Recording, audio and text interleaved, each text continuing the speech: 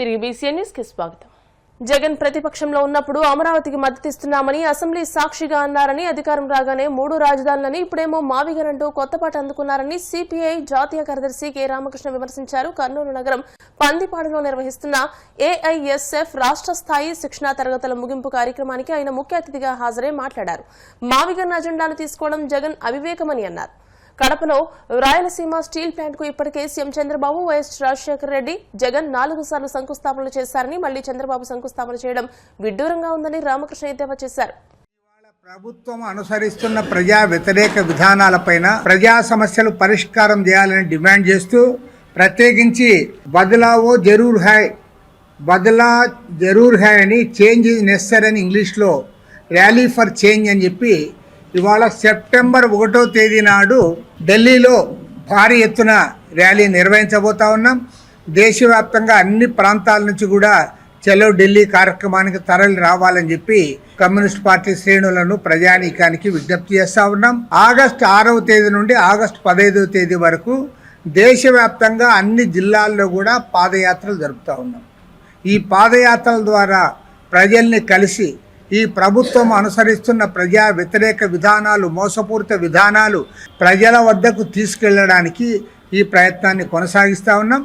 ప్రజలందరూ కూడా దీనికి సహకరించాలని చెప్పి కూడా కోరుతా ఉన్నాం. బ్రదర్, 2029 ఎన్నికలకు నాకు తెలిసినంత వరకు అమరావతి మావిగన్ అనేది అజెండానే ఉండదు. అమరావతి రాజధాని నిర్మాణానికి ఆల్రెడీ 50,900 కోట్ల రూపాయల టెండర్లు పిలిచారు. ఆ వర్క్స్ అన్ని కూడా మొదలైనవి. తర్వాత 47,000 కోట్ల రూపాయల రాజధాని నిర్మాణానికి మన రాష్ట్ర ప్రభుత్వం అప్పులు తెచ్చారు. కాబట్టి డబ్బులు కూడా సఫిషియెంట్గా ఉన్నాయి. ఆల్రెడీ ఇప్పుడు 30,000 మంది వర్కర్స్ అక్కడ పనిచేస్తూ ఉన్నారు. దాదాపు 1,450 హెవీ మెషినరీ వెహికల్స్ అక్కడ పనిచేస్తూ ఉన్నాయి. ఒక 2 ఏళ్ల కాలంలో ఖచ్చితంగా రాజధానిలో అన్ని, రాజధాని అంటే ఏంటి, అసెంబ్లీ ఉండాలి, సెక్రటరియట్ ఉండాలి, హైకోర్టు ఉండాలి, క్వార్టర్స్ ఉండాలి. ఇవన్నీ ఉంటే ఆ రాజధాని ఉన్నట్లే. కాబట్టి ఇవన్నీ కూడా అయిపోతాయి.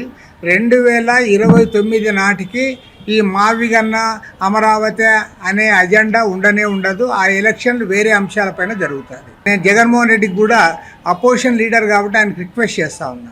ఏదేమైనా సరే ఇప్పుడు ఆల్రెడీ రాష్ట్రంలో ఉన్న అన్ని రాజకీయ పార్టీలు నీ పార్టీతో సహా దాన్ని ఆమోదించాం. అసెంబ్లీలో ఆమోదించారు, పార్లమెంట్లో 40 రాజకీయ పార్టీలు ఆమోదించారు. తర్వాత ఇప్పుడు నిర్మాణం జరుగుతూ ఉంది. మళ్ళీ అమరావతిని వివాదాస్పదం చేయడం సరైనది కాదు. ఎందుకంటే అతను జగన్మోహన్ రెడ్డి స్వయంగా ఆమోదించాడు అసెంబ్లీలో. తర్వాత నువ్వు మళ్ళీ అధికారం వచ్చాక 3 రాజధానులు అన్నావు. నువ్వు కట్టలే, 5 ఏళ్లలో 3 రాజధానులు కట్టలే. మేము వ్యతిరేకించాం, ఒకటే ఉండాలి అమరావతి రాజధాని అని. నువ్వు 3 రాజధానులు కట్టలే. ఇప్పుడు అధికారం పోయిన తర్వాత మళ్ళీ మావిగన్ అనడం కరెక్ట్ కాదు. కాబట్టి నేను జగన్మోహన్ రెడ్డి గారికి కూడా కోరేది ఏమంటే, అపోజిషన్ పార్టీగా అక్కడ ఉంటున్న ప్రజల సమస్యలు లేదంటే నిర్మాణాల్లో అవకతవకలు వాటిపైన మాట్లాడితే బాగుంటుంది తప్ప అమరావతిని వివాదాస్పదం చేయడం కరెక్ట్ కాదు. నంబర్ 1, రాష్ట్రంలో అనేక అంశాలు ఉన్నాయి. ఇవాళ ఆయా అంశాలపైన ప్రతిపక్షాలుగా ఖచ్చితంగా మనం పోరాడాల్సిన అవసరం ఉంది. ఆ రకంగా పోరాడితే బాగుంటుంది. నేను గ్యారంటీ చెప్తా, 2029 ఎన్నికల నాటికి అమరావతి వర్సెస్ మావిగన్ అనేది అది ఎన్నికల అజెండాగా ఉండదు. అసలు ఉండే అవకాశమే లేదు.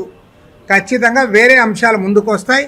కాబట్టి ఖచ్చితంగా జాతీయ అంశాలు, ఎందుకంటే మీ ఇద్దరికి, చంద్రబాబు నాయుడికి, జగన్మోహన్ రెడ్డి, మీరిద్దరు కూడా జాతీయ స్థాయిలో జరిగే అంశాలపైన మాట్లాడేకి మీకు నోరు పెగలడం లే. నేను ఒకటే అడుగుతా ఉన్నా చంద్రబాబు నాయుడు గారిని, ఇవాళ బీజేపీ అధికారంలో ఉండే రాష్ట్రాల్లో ప్రభుత్వాలు, బీహార్లో, మధ్యప్రదేశ్లో వాళ్ళంతా అడుగుతా ఉన్నారు. మహాత్మా గాంధీ గ్రామీణ ఉపాధి హామీ పథకాన్ని మార్చి విబి రామ్జీ తెచ్చారు. 40% నిధులు మమ్మల్ని భరించమంటున్నారు. మేము భరించే పరిస్థితి లేదని వాళ్ళు మాట్లాడుతూ ఉంటే, ఈ చంద్రబాబు నాయుడు, పవన్ కళ్యాణ్ ఆయన ఎవరినో మినిస్టర్ తీసుకొని పోయి రైల్వే కోడూరు దగ్గర మీరు దాన్ని ఇనాగ్రేట్ చేస్తారు. నాకు అర్థమే కావడంలే. మీకంటే బీజేపీ వాళ్ళు నయమని మీరే ఒప్పుకుంటా అన్నారు. బీజేపీ అధికారంలో ఉన్న రాష్ట్రాల వాళ్ళు వ్యతిరేకిస్తూ ఉంటే మీకేమయ్యా నస? మీరు పోయి అక్కడ ఇది చేయడం, ఆ కార్యక్రమాన్ని.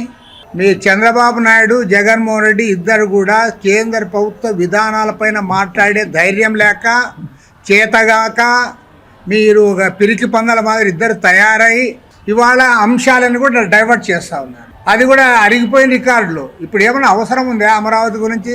ప్రజలందరూ ఆమోదించారు, పొలిటికల్ పార్టీస్ అన్ని ఆమోదించారు. పవన్ కళ్యాణ్ పై అనుచిత వ్యాఖ్యలు చేసిన రావణ్ను శిక్షించకపోతే ఊరుకునేది లేదని జనసేన పాయకరావుపేట నియోజకవర్గ ఇన్ఛార్జ్ గడ్డం బుజ్జి హెచ్చరించారు.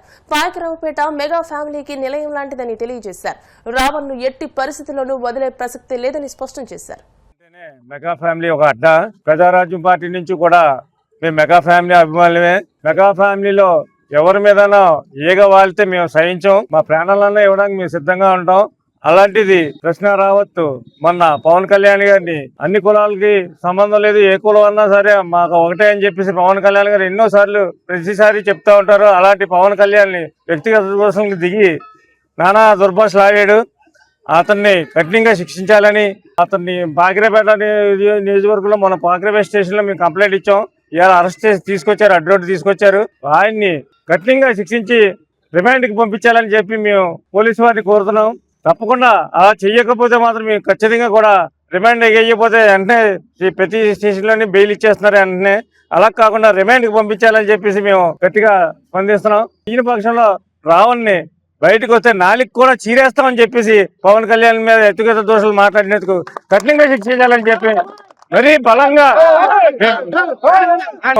ప్రాణాలను అర్పిస్తాం. కానీ ఇలాంటి వ్యక్తిగత దోషాలు దిగిన పవన్ కళ్యాణ్ మీద అంటే మేము సహించాం. కఠిన చర్యలు తీసుకోవాలని మేము ఖచ్చితంగా డిమాండ్ చేస్తున్నాం. పవిత్ర పుణ్యక్షేత్రమైన అన్నవరం శ్రీ వీర వెంకట సత్యనారాయణ స్వామివారి ఆలయానికి భక్తులు పోటెత్తారు. రాష్ట్రంలో వివాహాలు జరుగుతుండటంతో నవదంపతులు వేలాదిగా బంధుగణంతో స్వామివారి దర్శనానికి వస్తుండటంతో పార్కింగ్ స్థలాలు వాహనాలతో నిండిపోయాయి. ఘాట్ రోడ్డు సైతం భక్తులతో నిండిపోవడంతో ట్రాఫిక్ కు తీవ్ర అంతరాయం ఏర్పడింది. సుమారు 40,000 మంది భక్తులు స్వామివారి దర్శనానికి రావడంతో క్యూ లైన్లు, వ్రత మండపాలు నిండిపోయాయి. స్వామివారి దర్శనానికి గంట, అంతరాలయ దర్శనానికి అరగంట సమయం పట్టింది.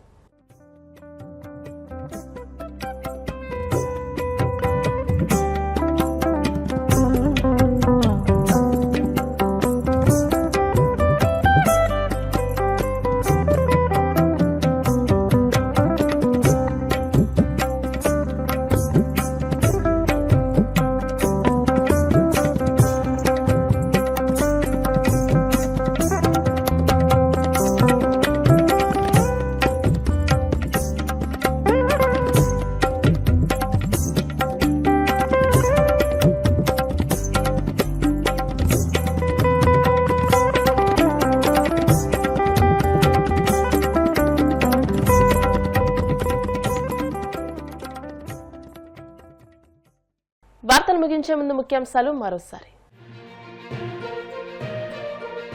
ఉండవల్లిలోని నివాసంలో క్రీడాకారులకు ప్రత్యేక డిన్నర్ ఏర్పాటు చేసిన మంత్రి లోకేష్ అత్యుత్తమ ప్రతిభ కనబరిచి దేశానికి, రాష్ట్రానికి కీర్తి తీసుకురావాలని ఆకాంక్ష.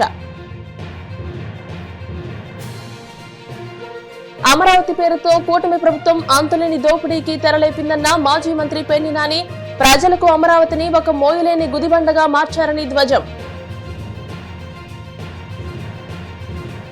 ప్రకాశం జిల్లా దొనకొండలో బీడీఎల్ ప్రతిపాదిత ప్రాజెక్టు స్థలాన్ని సందర్శించిన డిఆర్డీఓ బృందం.